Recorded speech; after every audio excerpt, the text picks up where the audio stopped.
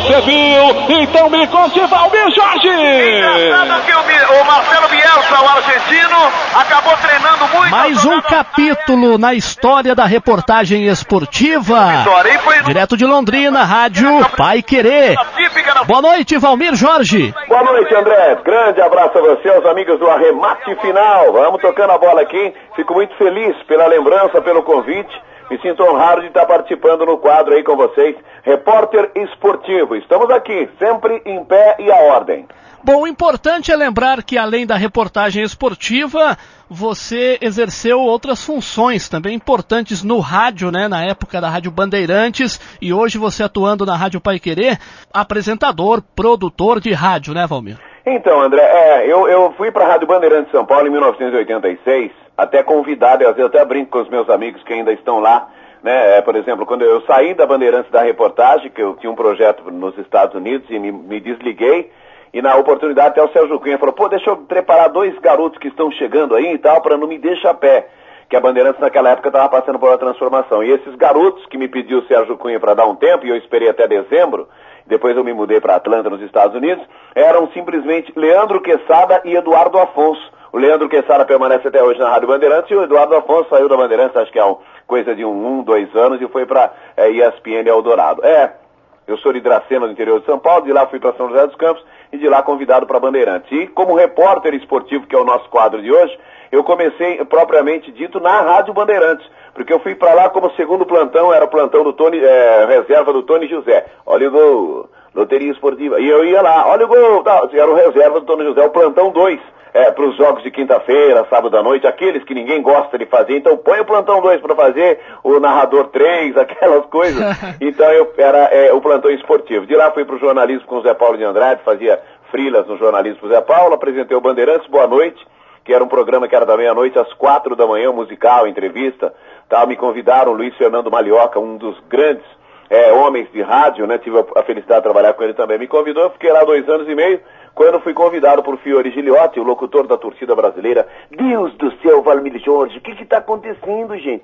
O Fiore me convidou, junto com o Pedro Tadeu Zorzetti, aí eu fui para ser repórter, que foi uma experiência nova, e graças a Deus me deu 3 Copas do Mundo, né, uma Olimpíada, tá, uma experiência danada, até chegar aqui hoje a Rádio Paiquerê de Londrina, que é uma rádio que prioriza, vocês todos sabem, que gente de rádio, prioriza a seleção brasileira. A Paiquerê está indo para mais uma Copa do Mundo, e a gente, se tudo correr bem, espero ser convocado para mais um evento dessa grandeza, que é o ápice, né, pra gente que trabalha de futebol, Copa do Mundo, André. Bom, a maior dificuldade do repórter, você lembra assim, uma grande entrevista, ou mesmo furo de reportagem, né? Aquela adrenalina do repórter para dar o furo de reportagem. Olha, André, tem a que eu me lembro que marcou muito, até ganhei prêmios na época, tal, legal isso, tem em casa lá na estantezinha, tal, troféuzinho, muito bacana, que é o seguinte, aconteceu em 94, na Copa do Mundo de 94, mas um episódio que começou bem antes.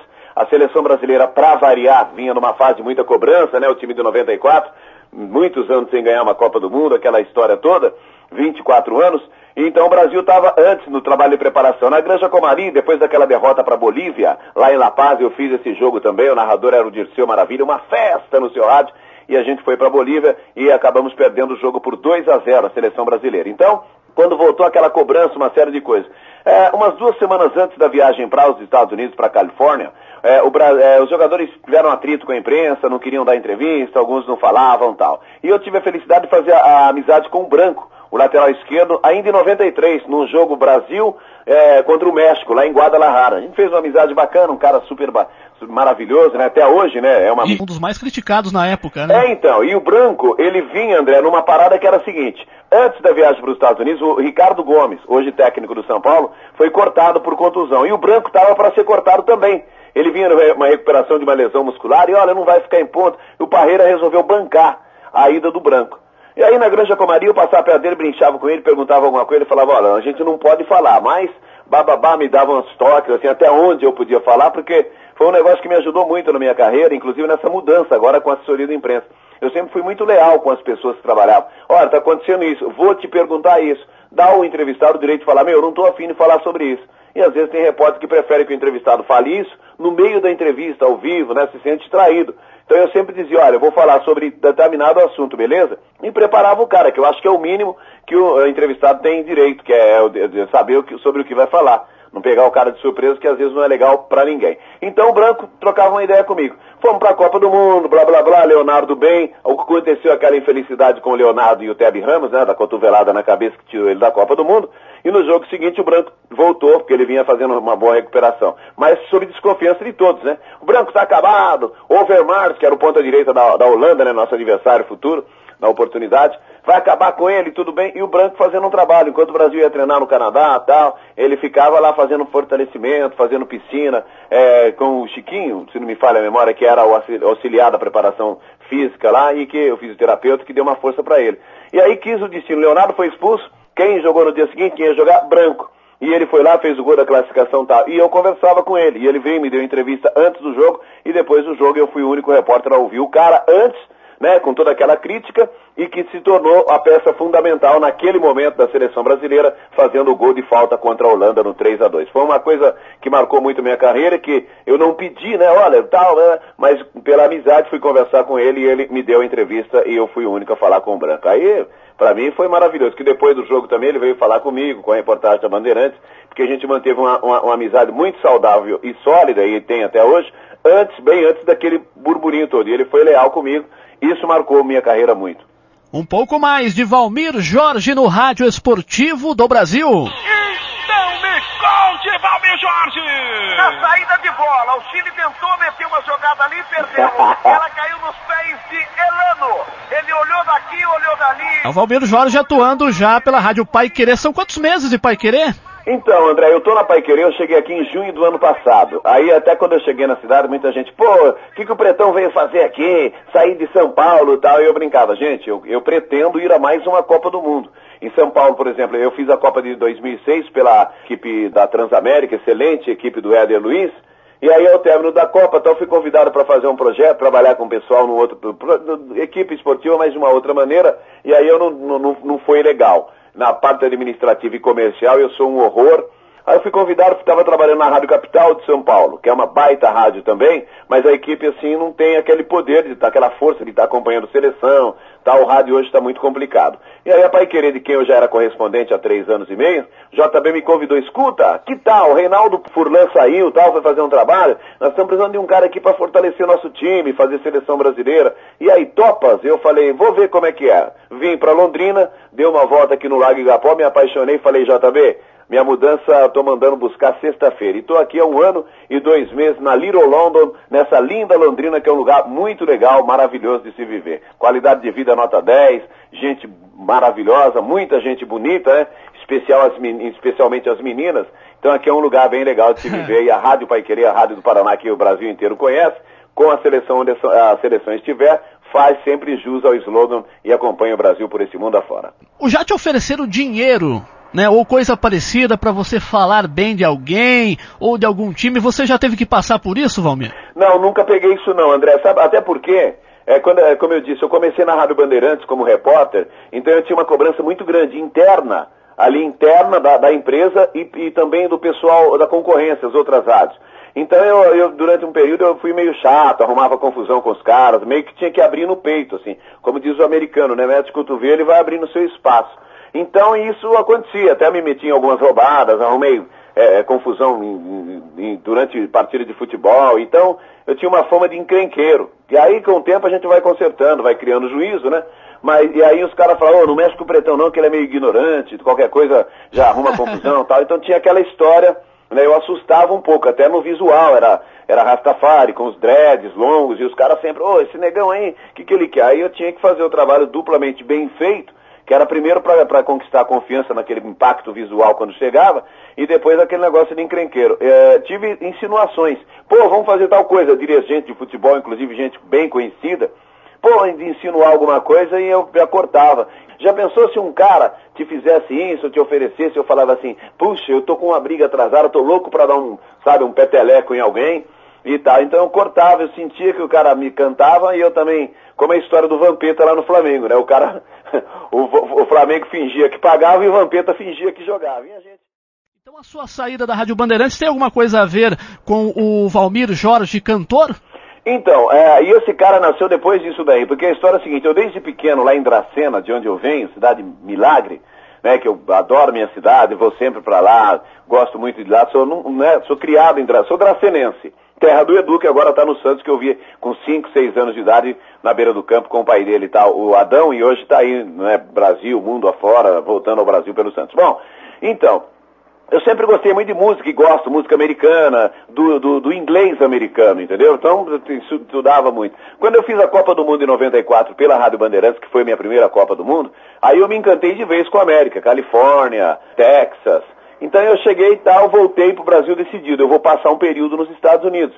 Eu tinha ido visto, né, um período de 10 anos, aquela história, tinha um projeto de fazer um trabalho pós-Copa do Mundo, tipo, como é que os estádios, a terra que não tinha nada a ver com futebol, com soccer, ia se comportar após a passagem da Copa do Mundo. Então eu já tinha mais ou menos um negocinho para fazer. Eu voltei ao Brasil, chamei o Sérgio Cunha, que era o chefe de equipe, e falei, Sérgio, eu vou te falar uma coisa, tá? Eu costumo dizer, eu não era, eu estava. Primeiro repórter na Rádio Bandeirantes. Falei, Sérgio, eu quero ir embora para os Estados Unidos, será que não dá para fazer um acerto aí comigo? Você me manda embora, eu tô aí um tempo já legal na casa. Aí ele falou, você tá louco. Eu falei, não, cara, eu quero morar nos Estados Unidos, é a minha chance, se eu tiver que voltar logo ou daqui a um tempo, eu acredito que eu ainda tenho um tempo de recuperação dentro do rádio, quem sabe até o rádio esportivo, até pela idade e tal, então eu quero tentar agora. Ele falou, então eu faço o seguinte, você fica até o final do ano, me dá um tempo de preparar esses meninos, porque éramos Valmir Jorge e Ricardo Capriotti, na época os 2 principais repórteres da Bandeirantes, no tempo ainda que era sempre aquilo, jornada com 2 repórteres e tal, os 2 principais. E aí eu falei, beleza, e ele falou, enquanto isso, se me dá tempo, eu vou preparando mais uns 2 moleques aí que eu tenho aí, fita e tal, pra poder a gente compor a equipe e manter, porque tava passando por, tinha saído o Eduardo Liso, Ligeirinho, Roberto Monteiro, os comentaristas, Cândido Garcia, né, o Luiz Carlos Grey, que é do Rio de Janeiro, que foi um professor meu, já não estava mais trabalhando, e o Pinheiro Neto lá em Santos. Então eles, quem é o Leandro Quesada e o tal. Esses então, eram os moleques, né? Esses eram os moleques em 1994. Aí eu fiquei até o final de 94, foi certo, a gente fez um acerto. Aí eu falei, não, eu quero ir agora, porque quero, taurino é teimoso, né, cabeçudo. Você fica até o final do ano, eu preparo os meninos e quem sabe a gente te contrata como correspondente para a Olimpíada de 96. Você não está indo para os Estados Unidos? Cheguei, fui para Atlanta e de lá começou uma história maravilhosa. Que aí comecei a trabalhar com música, fazer umas coisas assim, e fizemos a Olimpíada como correspondente da Bandeirantes. Eu, Valmir Jorge, como correspondente morando em Athens, que é ao lado de Atlanta, e Pedro Bassan, que tinha saído da rádio, estava na Rádio Bandeirantes, aliás, na época, e ele foi pela ESPN TV e pela Rádio Bandeirantes, e a gente trabalhou junto lá, fazia turno, quando ele podia de manhã eu fazia tarde e vice-versa, e à noite eu fazia lá uma brincadeirinha no palco, fazia um reguezinho pra turma. Foi essa a razão que eu saí da Bandeirantes, muita gente me falava, pô, mas tanta gente brigou há 10, 15 anos pra chegar a primeiro repórter, ou entre os principais repórteres, você tá tendo essa chance aí, tá chutando. Eu falei, não é questão de chutar, é um projeto de vida, né? Então, eu ao mesmo tempo eu falava, eu não sou o primeiro repórter da Bandeirantes, eu estou. Como eu acho que tudo na vida a gente tem que ter essa consciência, né? A gente está de passagem, a gente é passageiro, daqui a pouco a gente está indo para um outro lugar que nem sempre a gente sabe ou faz ideia de para onde seja. Um repórter também é feito de gafes ou isso é inaceitável? Não, isso aí o cara, só se for agora no computador, né? No computador que a gente pega e dita, tá? Então o cara não erra, ele não tem respiração errado, com sound forte, com edit, né? Que são os programas de computador para gravação, para som. Mas era isso, a gente chamava um cara, por exemplo, no São Paulo, vou imaginar aqui, Fernando Casal de Rey, que era o diretor de futebol. Às vezes eu estava tão acostumado ali, fulano, não sei o que, chegava, então, tô aqui com o presidente José Pimenta, e aí assim, Valmir, tudo bem, mas aqui é o Fernando, tal, o Pimenta não pôde vir ainda, tal, depois trocar o nome de jogador, isso aí acontece até hoje com todo mundo. Que tá na beira do campo, né? O cara que tá na televisão. Quando a gente tá fazendo no Tubo Futebol Clube, ou na Arena Tubão, aí você não erra o nome do cara, né? Porque aí dá aquele migué. Mas na beira do campo, cansava de chegar correndo assim, tinha que entrevistar um cara e... Então, fulano, não sei o que, aí o cara saía, você ficava querendo olhar nas costinhas para ver o número e tal. Tá? Depois eu fiquei mais cara de pau e eu falava assim, por exemplo, tô lá com o microfone da banda B. Aí o cara fala assim, bom, estamos aqui com um dos destaques do jogo, eu já conheço você, tô cansado de bater papo e tal, se apresenta aqui o ouvinte da banda B, faz uma surpresinha, brinca de repórter, aqui é o Valmir Jorge, jogador, e aí? Aqui é o Pedro Ken, o meia esquerda, tal, então o cara, eu me socorri disso algumas vezes, e com um cara importante, cara famoso. devo muito à família Bandeirantes, porque eu consegui trabalhar durante o período, eu sempre era convocado pelo Zé Paulo de Andrade, pelo Nivaldo Nocelli, para fazer, por exemplo, sábado, tem o repórter Bandeirantes, que durante a semana era, a edição da manhã era a Ferreira Martins, a da 1 da tarde, e depois das 6h30 era o Walker Blas, a da noite às vezes era Lorival Pacheco. Chegava final de semana, estava escalado lá do domingo, do sábado, depois do tal, e às vezes o cara falava assim, escuta, pede lá para aquele neguinho fazer lá, tal, pô, não sei o que, será que não quer? O cara falou, escuta, você vai estar aí no plantão, quando era o plantão 2, vou, pô, se precisar você não pode chegar mais cedo para fazer o repórter Bandeirantes da 1 da tarde, eu adorava, eu sempre fui fã de noticiarista, sabe? Repórter Bandeirantes, edição da tarde, uma produção da equipe Bandeirantes de Jornalismo. Texto Gonçalo Parada, interpretação Valmir. E é naquela brincadeirinha e tal. Eu tomei muito como espelho um cara chamado Pinheiro Neto, que já faleceu, que era de Santos, cobriu o Santos Futebol Clube, e ele tinha assim, uma voz meio taquara rachada, mas ele tinha umas tiradas, ele era muito rápido de raciocínio, sabe? Ele tinha algumas frases que marcaram até hoje, por exemplo, ele dizia assim, o Santos já está escalado, sacramentado e, me disseram até, abençoado pelos orixás. E aí, quando um cara ia ser mandado embora, ele falava, Pinheiro Neto, e o Domingos, depois dessa quebrada que ele deu aí no Rafael? Ele, menino, me disseram que o Domingos não vai passar o dia das crianças na Vila Belmiro. Então ele era um cara diferente. Então eu tomei muito como guia, um cara maravilhoso, um bom professor também. José Maria de Assis Pinheiro Neto, já falecido, nosso saudoso Pinheiro Neto, me ensinou muito na carreira. As feras do Rádio Esportivo do Brasil, hoje com Valmir Jorge. Bom, para fechar aqui, eu sempre faço uma pergunta aqui para os repórteres, também para os narradores na série Narrador Esportivo. Escalar uma equipe de rádio, a equipe de rádio dos sonhos, de Valmir Jorge. As pessoas que eu vou falar, eu tive a oportunidade de trabalhar e conviver, e algumas delas eu convivo até hoje. Narradores eu colocaria nesse time, na atualidade, porque o cara fala, pô, o cara vai botar o Pelé, não sei o que, na seleção, tudo bem, mas eu gosto sempre de fazer uns times que ainda estão em atividade para dar uma... Narrador hoje, Éder Luiz, José Silvério e Dirceu Maravilha, os 3 caras aí. O Zé Silvério a gente convive muito, até hoje viaja muito, troca muita ideia, sou fã dele como pessoa e narrador, então nem se diga, né?